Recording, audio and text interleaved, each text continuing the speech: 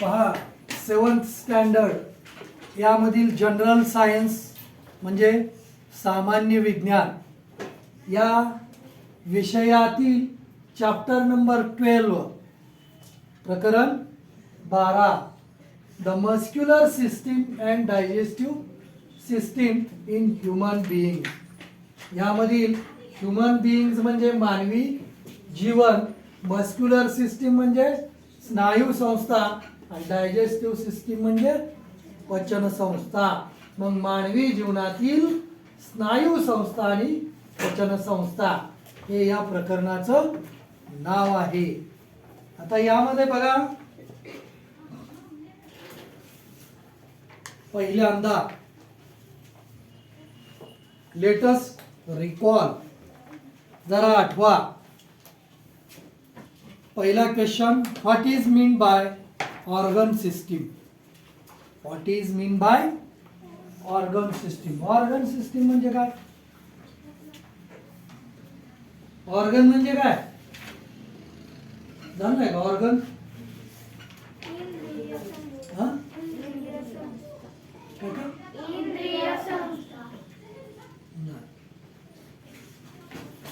Organ म्हणजे अवयव, कळलं का? अवयव संस्था. What is mean by organ system म्हणजे अवयव संस्था. दुसरं how are the bones in your body joined to each other. तुमच्या शरीरातील हाडं एकमेकांना कशी जोडलेली आहे. हाऊ म्हणजे कशी. How are the bones. Bones म्हणजे हाडे इन युअर बॉडी तुमच्या शरीरातील हाडे जॉईन्ड टू इच अदर कशी जोडलेली आहेत. जॉईन्ड टू इच अदर म्हणजे एकमेकांना कशी जोडली. मग हे पाहण्यासाठी आपल्याला मस्क्युलर सिस्टीम म्हणजे काय हे पाहायचं. मग मस्क्युलर सिस्टीम यामध्ये ट्राय दिस पहा, प्रयत्न करा. Close your fist tightly and bend your arm at the elbow. Close your fist. Fist म्हणजे मूठ. फिस्ट म्हणजे काय? क्लोज युअर फिस्ट म्हणजे मुठावळा. पुन्हा काय करा and bend your arm at elbow. He elbow त्याला काय म्हणते ती एल्बो. तिथं आर्म बेंड करा, बाहू दुमडा. काय दिसत. Now feel the upper part of this arm with the fingers of your other hand. बघा now feel the upper part of this arm with the fingers of your other hand. असा हात मुठावळून जर धरला तर तो हात काय होतो फुगल्यासारखा दिसतो. दिसतो का नाही? बावटा टम फुगल्यासारखा.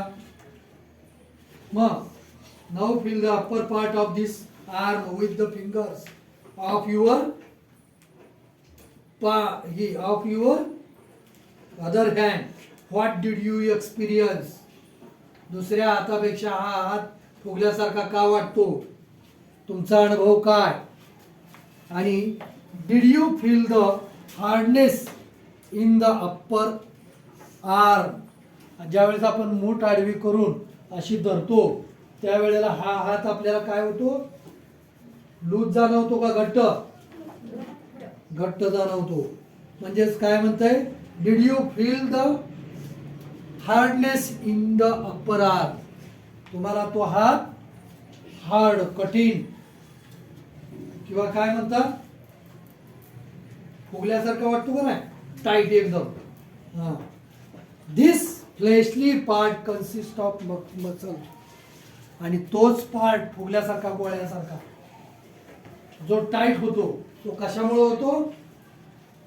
Muscles.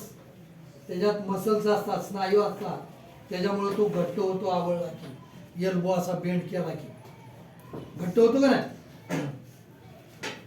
Muscles contract and relax as different part of your body move. मग ह्या ज्या शरीरातले मसल्स आहेत, स्नायू जे आहेत, हे काय करतात? आकुंचन पावतात आणि पुन्हा लांबतात, आकडतात, लांबतात. यामुळे तुमच्या शरीराची हालचाल होत असते. कळलं का? मसल्स कॉन्ट्रॅक्ट, कॉन्ट्रॅक्ट म्हणजे आकडणे, आकुंचन पावणे. रिलॅक्स म्हणजे मोकळे होणे, आकडले, रिलॅक्स सुटणे. As a different parts of your body move. तुमच्या शरीराची हालचाल करण्यासाठी त्या मसलचं आखडणं आणि रिलॅक्स होणं, ह्या दोन क्रिया कराव्या लागतात. Muscles give our body a specific shape and posture. ह्या मसल्स तुमच्या शरीराला आकार देतात. तुमचं शरीर आकारात कशामुळे आहे? कशामुळे आहे?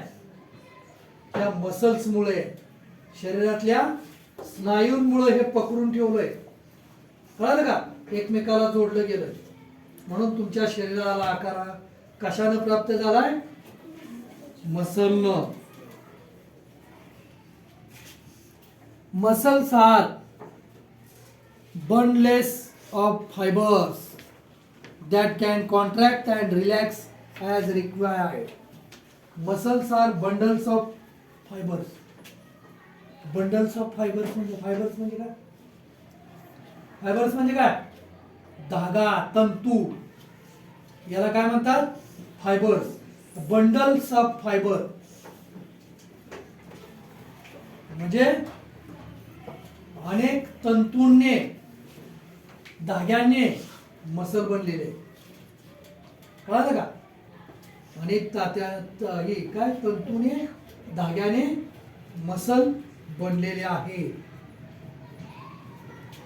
Muscles are bundles of fibres that can contract or relax. ते आकुंचन पावतात किंवा रिलॅक्स होतात. कॅन यू टेल, आता सांगा पाहू, what is the mutual relationship between muscles and bones?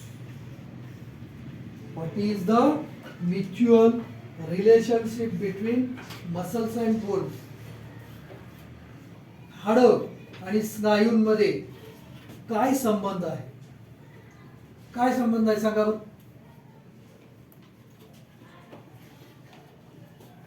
कशामुळे हात ते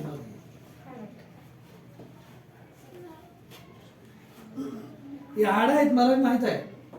हे कशामुळे हालते? मसल्स. या मसल्स ढिल्या सुटल्या, खेचल्या की वर जाते. कळलं का? आतले धागे असतात त्याला जोडलेले हाडांना, त्याला मसल्स म्हणतात. आणि ते कॉन्ट्रॅक्ट आणि रिलॅक्स होण्यानं हालचाल होते सांध्यांची. What is the mutual relationship between muscles and bone? Muscles म्हणजे स्नायू, बोन्स म्हणजे काय?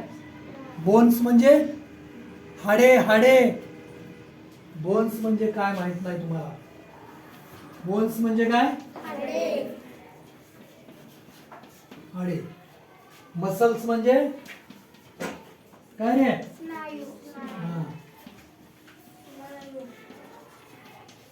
स्नायू कशाने जोडलेले असतात? स्नायूंना, हाडांना कोण जोडतं? स्नायूंनी जोडलेलं असतं. त्याची हालचाल स्नायूमुळे होते. मग पहा, muscles are firmly attached to bones by means of tendons. मग मसल्स हे कशाला जोडलेले असतात?